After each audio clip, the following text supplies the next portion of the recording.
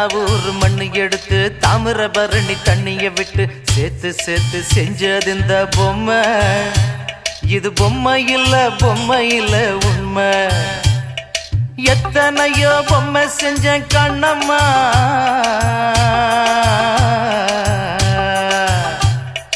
எத்தனையோ பொம்மை செஞ்ச கண்ணம்மா.